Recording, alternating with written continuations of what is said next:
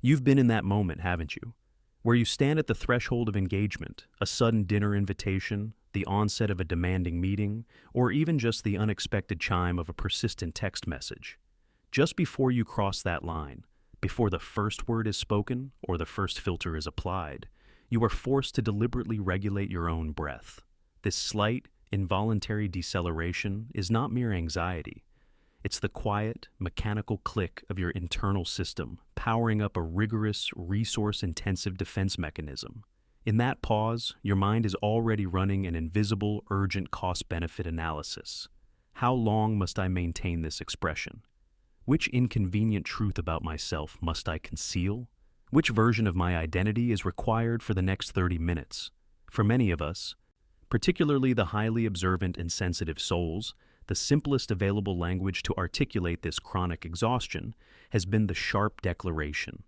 We simply dislike people. It is a clean, definitive statement, a social firewall that is easy for others to process and quick for us to erect as a boundary. But if we allow that intense feeling to slow down, if we dissect it away from the protective shell of dislike, we uncover a truth that is far more nuanced and, tragically, far more painful. The emotional calculus reveals you do not fundamentally dislike humanity. You intensely dislike the heavy, uncomfortable version of yourself that being around humanity often demands. This is the core of your quiet exhaustion, the constant low-level strain of identity negotiation. Every interaction is not a mutual exchange. It is a tiring diplomatic summit where you must relentlessly adjust, contour, and strategically filter the most authentic parts of your being to fit the immediate environmental consensus. You must soften this strongly held belief to avoid conflict. You must mask that vulnerable, genuine reaction to appear stable. You must hold back that insightful, yet challenging thought to maintain social flow. For minds operating with a high-resolution processing capacity, minds endowed with the acute ability to perceive what remains unspoken, this act is a colossal expenditure of cognitive and emotional energy. You are not genuinely connecting. You are executing a meticulous social performance, desperately hoping that if you play the role well enough, you will achieve two things: acceptance, or, perhaps more desperately, simply being left alone. The subsequent feeling of profound fatigue is not born from physical exertion, but from the realization that you have been wearing a mask too heavy for your frame. The gravitational weight you feel after stepping away from a gathering does not come from the words you exchanged, but from the raw energetic cost of the truths you had to hold back. It stems from the clear recognition that this particular form of closeness did not offer sanctuary. It imposed a responsibility, the duty to be eternally accessible, perpetually agreeable, and flawlessly contained. If you have ever chosen the winding, inconvenient route home solely to avoid the unpredictable energy of a casual run-in, you understand that this exhaustion transcends the physical. It is a spiritual drag. It is the absolute weariness of perpetually having to negotiate the validity of your own existence at the cross-section of authenticity and external acceptance. And the silent tragedy is this: when we fail to name this complex exhaustion accurately, we fall into the critical error of mistaking a necessary act of self-preservation for mere misanthropy, a profound psychological misdiagnosis for which many sensitive individuals pay the ultimate cost of isolation. If we are to understand this fatigue, we must acknowledge that your mind operates with a level of fidelity others rarely experience. We can conceptualize this as the high sensitivity sensor, a cognitive instrument calibrated to process social input with intense, high-resolution detail. When most people enter a social space, their minds register the primary colors, faces, conversational topics, and basic intentions. But your sensor registers the subtle, secondary hues. The flicker of disappointment in someone's eyes when they ask a question they already know the answer to. The slight, involuntary tension in a colleague's posture that betrays their spoken calm. The fractional pause before someone responds, revealing a calculated filter. You are not just hearing the words, you are hearing the underlying frequency of all the unspoken anxieties, desires, and expectations in the room. Imagine, if you will, standing in the middle of a crowded, chaotic market. Most people hear the noise of the vendors and the chatter of the shoppers, but your mind is processing all of that, plus the subtle, nearly subliminal sounds of every transaction, every hurried breath, every flicker of doubt. This constant influx of high-resolution data is what creates the overwhelming feeling of emotional overstimulation. It is akin to a computer running a complex graphics program in 4K resolution on a processor built for standard definition.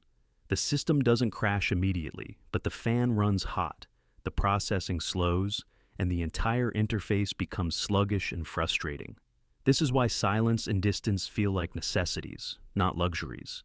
When the outer world feels so loud, so intensely packed with decipherable signals, the only place left to find quiet is within the self. The choice to retreat is not a malicious rejection of the crowd. It is a strategic flight from the noise that is overwhelming your delicate internal instrument.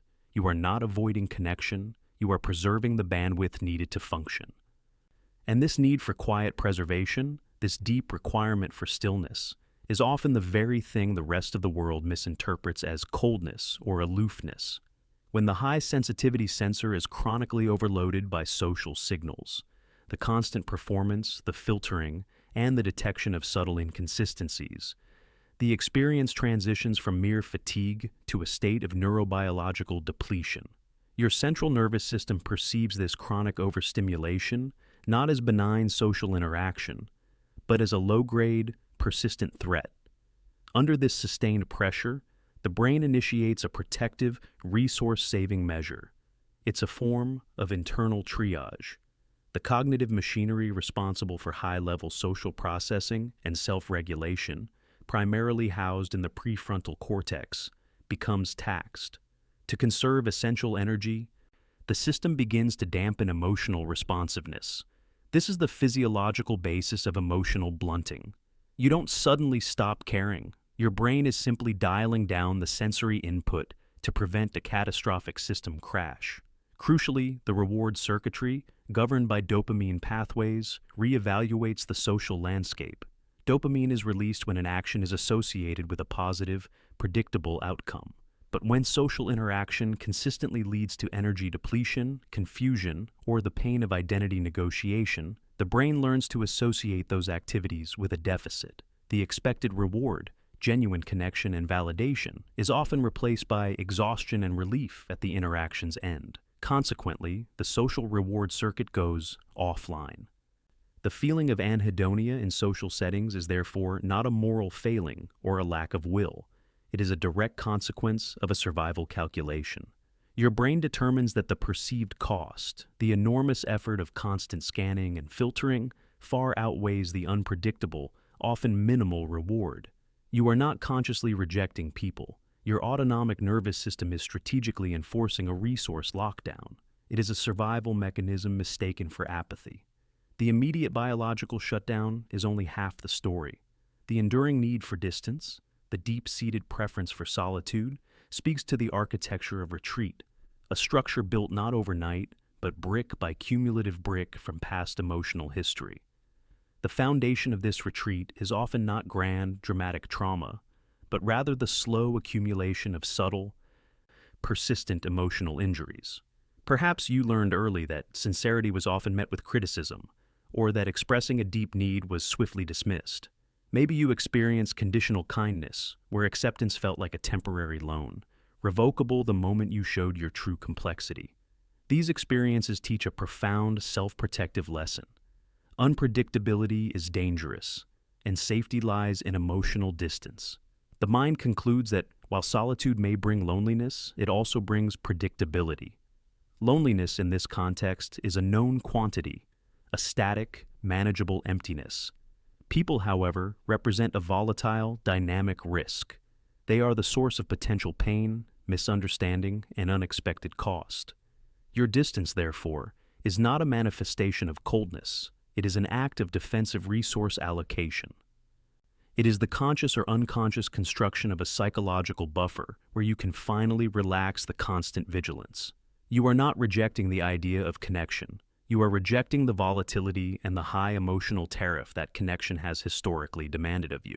For minds that process the world in high resolution, the safest space to breathe is the one where nothing slips through unnoticed, and that space, sadly, is often the quiet theater of your own thoughts. This pervasive need for self-preservation leads us directly to the core psychological insight, the one that differentiates this experience from simple introversion. We must examine the profound and exhausting cost of wearing the human mask, and how this cost results in a unique form of social dissociation. When you consistently filter your reactions, soften your truths, and adjust your personality to align with the fluctuating expectations of others, you are essentially engaging in an ongoing, low-grade severance from your authentic self. The self that is present in the interaction is not your core identity. It is a meticulously crafted emotional proxy, designed for survival and acceptance. This performance is mentally draining, but more importantly, it creates a subtle, internal echo chamber of emptiness. You might achieve social success, you might be perceived as polite, calm, or successful, but you feel hollow. The true tragedy here is the resulting social anhedonia. Because you are forced to perform the role of connection rather than truly embody it, the genuine moments of warmth and intimacy that do occur often fail to register on your internal reward scale. The self that would typically receive and integrate that joy is currently hiding behind the mask. The feeling of closeness doesn't land because the connection is received by a carefully constructed persona, not the vulnerable, feeling individual underneath.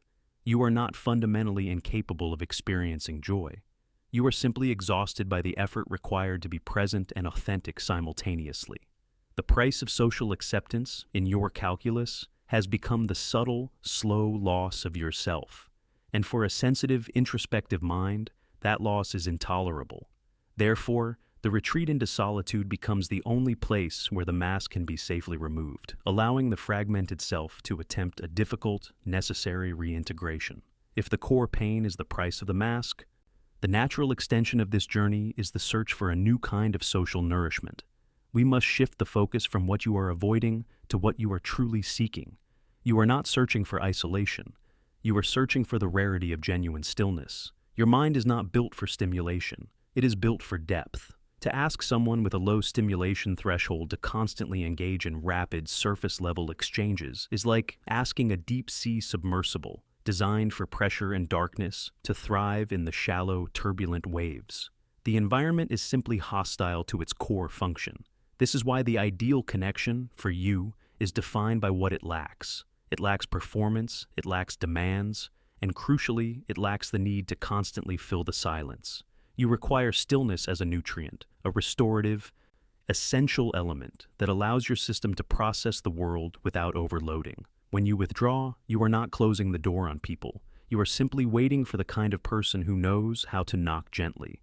You are waiting for the relationship where silence is not an awkward void to be filled, but a trusted container where both parties can simply exist without exerting energy. This kind of intimacy is incredibly rare because it requires another person who is equally comfortable with their own internal landscape. Until that safe harbor is found, solitude remains the most reliable environment for self-regulation. Your preference for it is not a flaw. It is a profound expression of self-awareness and a steadfast commitment to preserving your inner rhythm against the chaos of the external world. The path toward mitigating this quiet exhaustion is not found in forcing yourself into uncomfortable social situations. It lies in redefining your relationship with your own energy. The healing process begins with radical acceptance of your intrinsic needs. You must fully accept and honor your low stimulation threshold, viewing it not as a weakness to be overcome, but as a crucial operating specification to be respected. The most potent tool in your arsenal is the practice of active solitude. This is not the passive retreat you undertake when you are already emotionally spent. Active solitude is the proactive decision to create space for internal regulation before the system reaches overload. It involves deliberately scheduling non-negotiable time away from social input, time dedicated to deep processing, reflection, and the quiet reintegration of the fragmented self. This is your deliberate act of neuroenergetic preservation. Learning to articulate and enforce boundaries, the simple, gentle act of saying no to invitations that compromise your internal peace, is arguably the most important step. This no is not an act of rejection toward the other person. It is an act of compassion toward your own nervous system. You are teaching your brain that you are a reliable source of safety and stability. Ultimately, your journey is one of waiting, waiting for the rare connection that can see past the fortress and recognize the depth beneath. It is the hope of finding someone who understands that your silence is a form of trust, that your distance is self-preservation, and that your quiet nature is a sign of intense, high-resolution perception. Perhaps the profound truth is that you do not hate people. You are simply waiting for a connection that understands your need to be fully present, which means accepting that you must sometimes be fully absent. You were waiting for the connection that feels like warmth and rest, instead of an obligation that requires you to perform. And maybe, just maybe, if the world understood this, fewer sensitive souls would feel the need to hide. You don't hate people. You were just waiting for a person who knows how to step into your stillness without feeling the need to turn the lights on.